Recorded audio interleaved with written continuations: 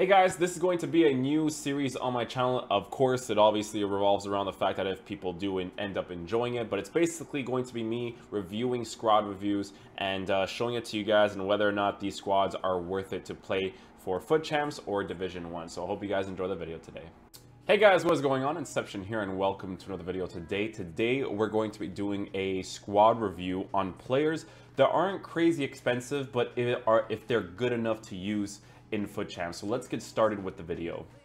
So the team right here that you guys see is the team that we are going to be reviewing today. As you guys know, I was using a kind of like a different team for quite a while. I was using, I believe it was Goretzka where Tolisso is, and I was using a Mkhitaryan where Firmino was.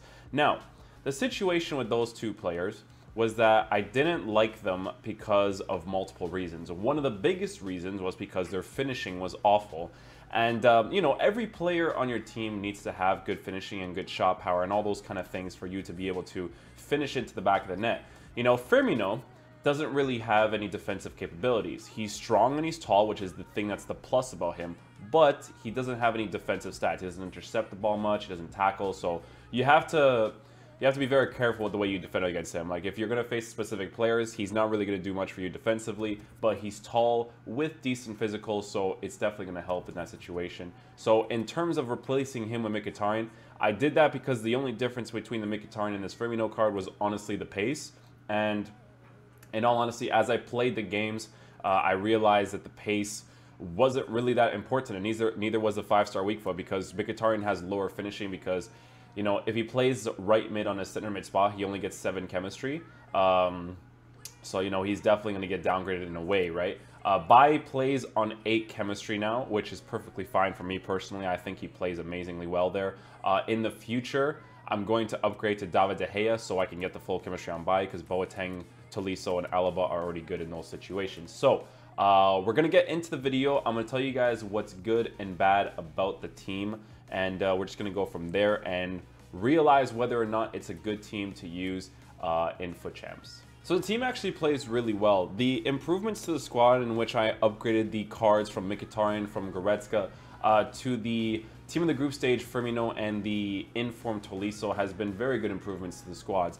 The aspect of a center mid having high work rates is something that I really enjoy having. When you have someone like Firmino who has the work rates and who has the height and physical to play that position really well, it is a lot of fun to actually use him there. Now, the thing that you do notice about Firmino is the defensive presence. He's not very good defensively. Reason being is because he doesn't really have much defensive stats to go with. He is purely based off of height and physical in terms of defending. So you have to be very careful when you use a card like that. His defending presence will be completely based on the fact of positioning, right? Like if you are positioned well with him, he'll be able to defend decently for you, but he won't be able to take or to make those crazy tackles for you. So, but he's a very good card. I love him attacking wise. The difference between him and a Mkhitaryan has been huge, because if you put a Hunter card on a Firmino, he'll have very similar pace as someone like Mkhitaryan, and he'll also have the physical presence, right?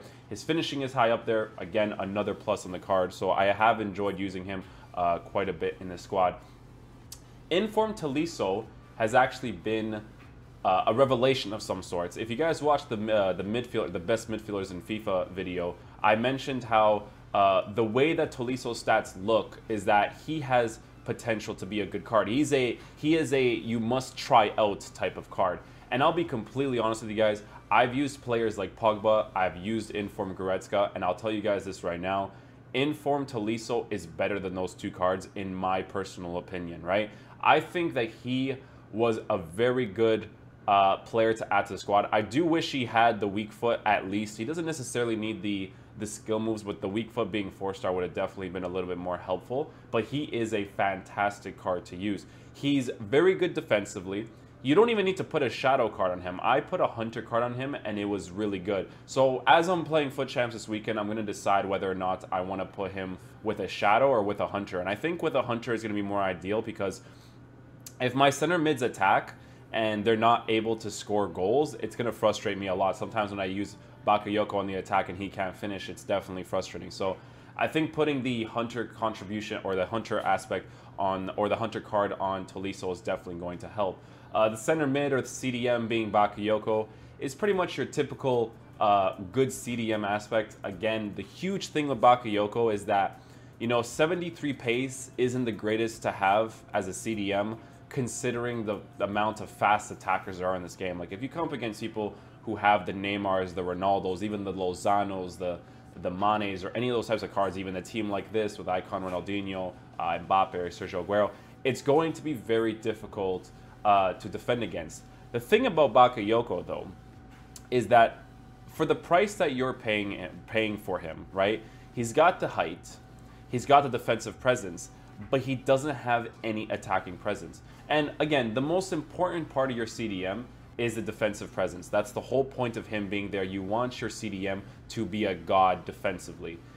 He's very good, but again, his attacking is very lackluster. You can't shoot with him for long shots. Long shots, if you're facing difficult opponents, if you find that empty space outside the box, long shots are definitely very helpful to do, and he just can't do it at all, right? So it's nice to have your midfield trio or duos to be, you know, at least very good in the shooting aspect. But again, you can't have everything with the coins that you have. So in the future, I'm definitely going to try to get someone like a Laurent Blanc, so he has the shooting aspect and the defensive qualities in order for him to attack and defend nicely. The back four is pretty typical. We got the Valencia, the Bailly, the Boateng, and the Alaba. All four very good players. You guys know that these guys are all meta players. These are the types of players that people use nowadays. Valencia with the high work rates. I don't think anyone's really better than Valencia. Like, I haven't really used Team of the Year Dani Alves. I'm a little bit reluctant to think that he's a decent player because of the low work rates, so he's going to be caught out of position quite a bit, even if you have him on stay back while attacking. But Valencia with the high work rates, he always performs really well for me. I do wish I had his inform card, because his inform card looks like the type of card that would be a fantastic card to have. Alaba is amazing if you put a shadow card on him. He doesn't have the physical, so you have to be very careful with the crosses that people put in. If you do a cross against him or a cross far post and he's the one that's defending, he sometimes gets it, but, you know, the physical concept is definitely not there. And, you know, people are going to definitely outbody him. Like, if you're coming up against people that have, like, Ronaldo and stuff, it's going to be very hard to outbody those guys on the heading aspect. Like, sometimes I faced this, I think it was this guy when I was facing him, or someone else who had a really good team was using Ruud Gullit, and he always tried to go for that far post cross because he knew he was going to always outwin it. Not always, but he knew he was going to outwin it most of the times against someone like Alaba. So I had to be very careful with the way that he was trying to play. I had to switch to a 4-2-3-1 wide so I can have the left mid and right mid come back in defense, so I would avoid more of the crosses, because I knew that's the area that he was trying to exploit the most. The typical front three is Inform Willian, really good card, but his finishing isn't consistent, and the same thing goes for Gabriel Jesus and Martial. Gabriel Jesus and Martial are the overpowered players in FIFA. They're the players that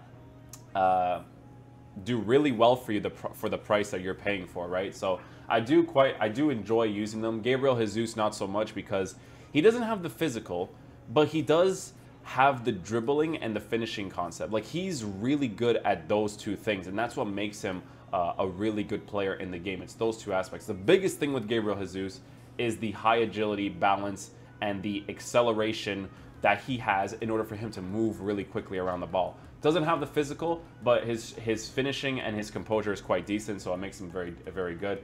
Martial has the physical, so I prefer him over Gabriel Jesus. Although his dribbling is a little bit more sluggish, I do like Martial because of the physical concept, because I can definitely deal with the dribbling because, again, he's a very decent player. So and then the goalkeeper is Farman. Farman is the overpowered goalkeeper in the game. It's Farman and De Gea.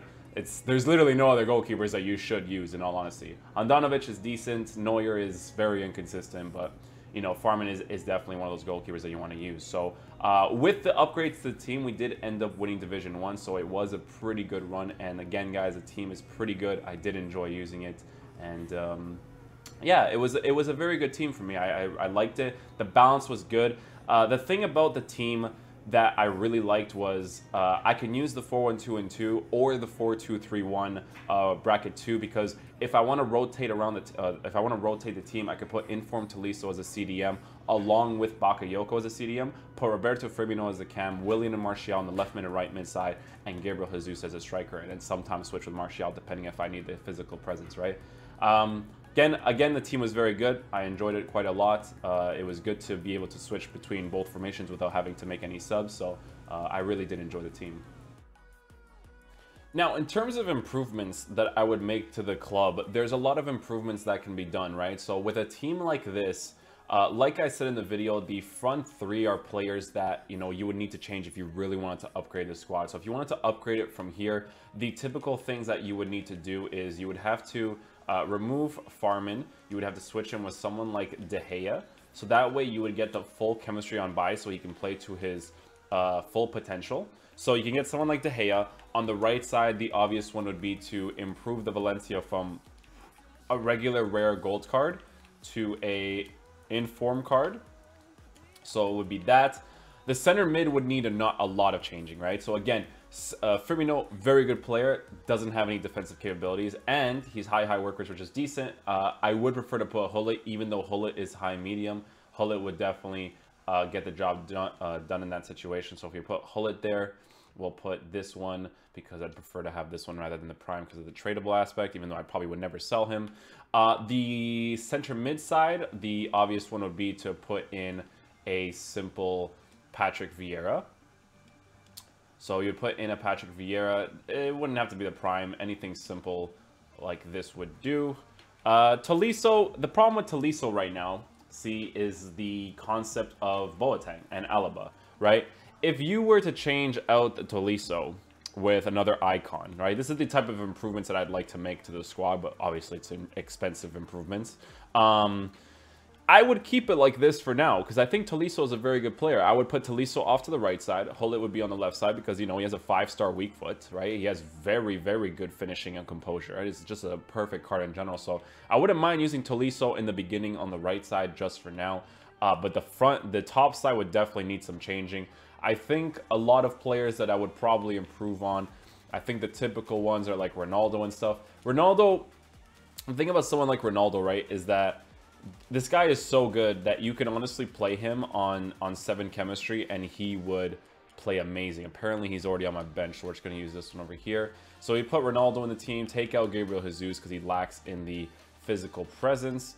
The top side would be a little bit iffy, right? Because there's a lot of players that I would improve towards getting, but I wouldn't be too sure exactly who I'd want completely. It wouldn't be Gareth Bale, because I've tried Gareth Bale and, you know, he's a little bit iffy at times, right?